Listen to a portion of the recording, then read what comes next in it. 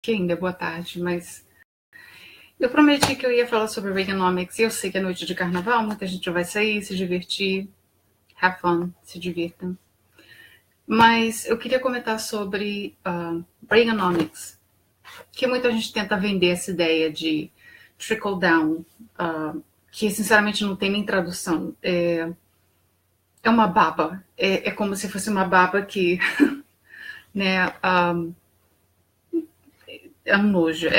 Bom, de qualquer maneira, o que aconteceu é que em julho de 1991, o Ronald Reagan foi na televisão, apareceu na televisão para vender o plano dele de reduzir impostos e dizendo que ia dar certo, porque naquela época havia uma recessão, então a ideia deles era de reduzir impostos, o que significava em torno de 750 bilhões de dólares em reduções de impostos para todo mundo nos próximos 5 anos.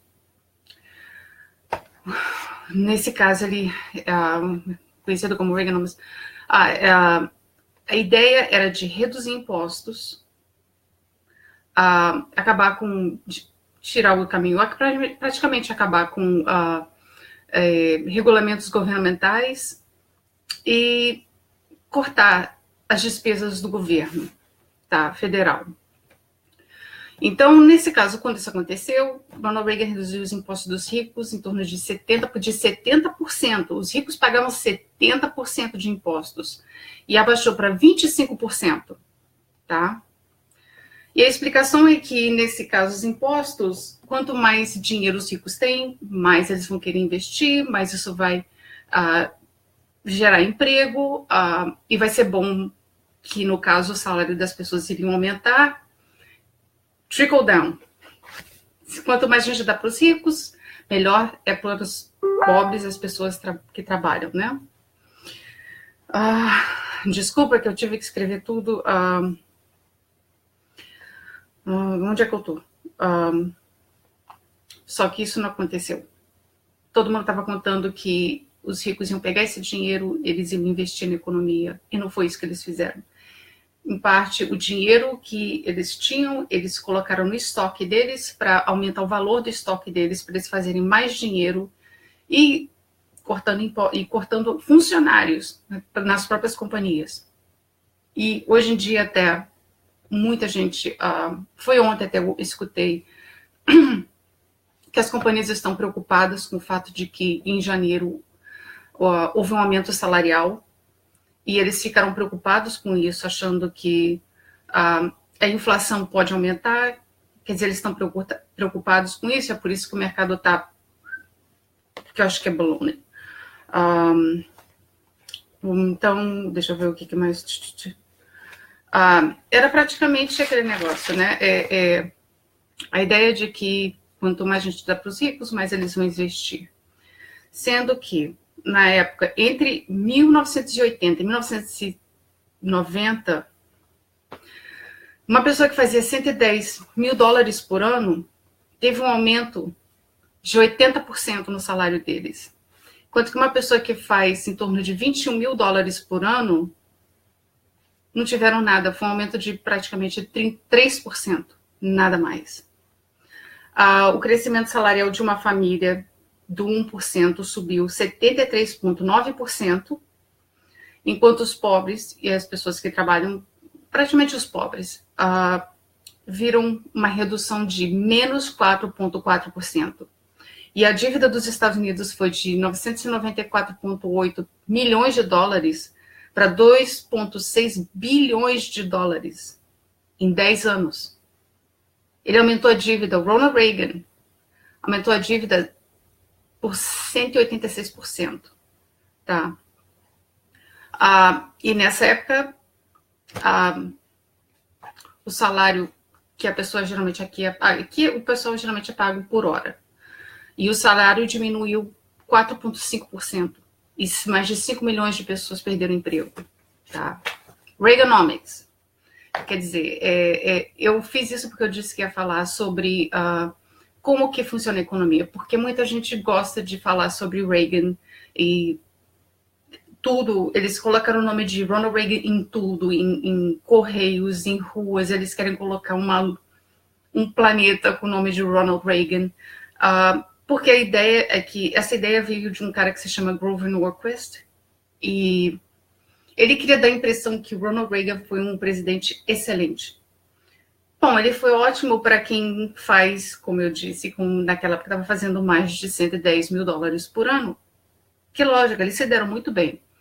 Agora, quem realmente estava fazendo menos que isso, ou até mesmo em torno de, como eu disse, $21 mil por ano, não, não deu certo.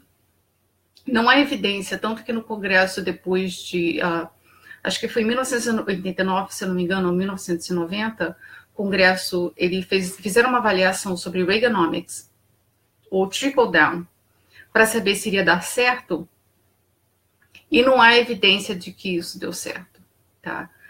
E isso é algo que realmente não é muito dito, e eu sei que na internet, a gente pode ir na internet e buscar coisas sobre Reagan, e há muita mentira sobre isso. Muita gente vai falar, não, isso não é verdade, que eu vi no site assim, assado.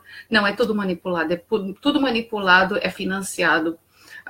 Que nem eu disse, esse cara é Grover Norquist, que ele quer simplesmente criar essa fantasia de que Ronald Reagan foi o melhor presidente que os Estados Unidos já teve. Não é verdade. É mentira. Sem contar que, outra coisa, antes dele se tornar presidente, ele já tinha Alzheimer's. E, bom, é isso que eu queria falar, para o pessoal entender mais ou menos o que está acontecendo. Porque até hoje, quando o Bill Clinton foi presidente, George Bush era o vice-presidente do Reagan, ele foi eleito. E ele praticamente até falou que Reaganomics se chamava de voodoo economics, economia voodoo. Ele viu que realmente cortar impostos para os ricos não estava dando certo. Não estava. Então, ele aumentou os impostos para os ricos. Mas ele não foi reeleito. Bill Clinton foi reeleito. E o Bill Clinton aumentou os impostos, acho que foi até 38%. Mas te dá uma ideia, os ricos pagavam 70%. Durante a época do FDR, era 94%. Tá? Não houve problemas. Não teve aquelas bolhas, né? Que assim que o Ronald Reagan cortou os impostos de 70% a 25%, teve uma bolha. Tanto que acho que mais de 280 banqueiros foram para a prisão por causa disso. Tá? Igualmente o que aconteceu durante o Bush Jr. Cortou impostos e teve aquele crash da Enron. Tá? Sempre que isso acontece, bolha e acaba a economia. E agora eu estou vendo que a gente vai ter uma crise, que a crise ainda está acontecendo. A crise começou em 2008. Para mim, um dos grandes erros que o Obama fez foi não ir atrás de nenhum banqueiro. E uma das razões que ele não foi, que o Eric Holder, que era o Attorney General, ele falou que eu não vou atrás de ninguém, porque o Senado, eles perguntaram, por que você não está indo atrás dos banqueiros que causaram essa crise global, né? E ele falou, porque eu não vou fazer isso porque eu não quero acabar com a economia. Porque se eu for atrás deles, a economia vai acabar, vai destruir, eu vou destruir a economia. Ele não queria fazer isso. Tanto que o que está acontecendo no Brasil, uma das grandes razões que eu sei que não é comentado, essa crise no Brasil, ela foi criada, esse negócio de, infelizmente, é assim, a Alemanha já fez isso com o Deutsche Bank. A única coisa que eles fazem, eles dão uma multa. Nos Estados Unidos, a única coisa que eles fazem é uma multa, porque eles sabem, infelizmente, aquele negócio, se eles não vão atrás dessas pessoas, porque essas pessoas são, que eles chamam de too big to fail, isso acaba com a economia, isso vai gerar desemprego, isso vai gerar desconfiança no mercado, o que significa que eles não vão querer investir. E é isso que está acontecendo agora no Brasil. E eu sei que o Departamento de Justiça nos Estados Unidos está envolvido até na Lava Jato, e se eu não me engano, na FBI. E eles, o que o Brasil está fazendo, os Estados Unidos nunca nem sonhariam em fazer. Eles falam assim, tá louco? O quê? Para a gente se ferrar? Para a gente destruir a economia? Nenhum país faria isso. Eu acho que realmente é um absurdo. E isso é algo que não é comentável. E é como eu falei até ontem, né? Eu acho que a nossa democracia, como eu disse, está muito frágil ainda. Tem muita coisa para a gente aprender, tá? E a gente tem que ter aquelas conversas, a gente tem que saber exatamente aprender o que é o que. E enquanto isso não acontecer, a gente está ferrado. Porque, com toda sinceridade, corrupção, não importa a legislação que seja que a gente faça, não vai acontecer. É a mesma coisa que um homem pedir para uma mulher não meter chifre nele e vice-versa. Desculpa, não vai acontecer. Não existe uma lei que a pessoa fala assim, não mete chifre em mim porque... Não, desculpa, não. Há passos que a gente pode fazer para minimizar essa situação. Mas esse negócio dessa esperança da gente colocar focos só nisso, porque uma das coisas, desigualdade também gera muita corrupção. Tá?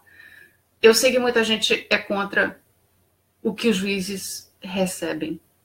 Eu sou, em parte, contra, porque eles acham que o resto do Brasil não tem direito ao que eles têm. Então, quer dizer, para mim, se eles têm direito, todo mundo tem que ter direito também. Tá? Então, eu não vou querer tirar deles, mas que eles não tirem dos outros.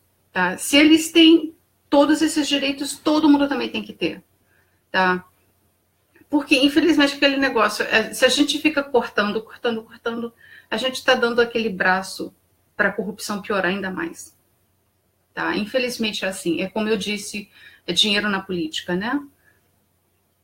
Se a gente continuar esse negócio de não, é só a gente cortar, vai criar um vacuum, que a gente fala, um vacuum, vai criar aquele espaço de que algo tem que preencher aquele espaço. E o que acontece? Pessoas com dinheiro, poder e dinheiro, e a tendência da corrupção piorar.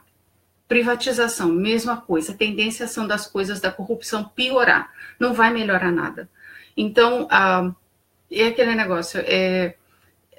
Eu estou aqui, estou aproveitando mídia social, a Facebook, para a gente ter essa conversa. E eu vou ficando por aqui. E eu agradeço a todos por terem escutado. E eu desejo a todos um bom dia. E obrigada. Bom dia, desculpa, boa noite. E tenham a good time, se divirtem hoje de noite. Tchau, até mais. Beijão a todos. Tchau.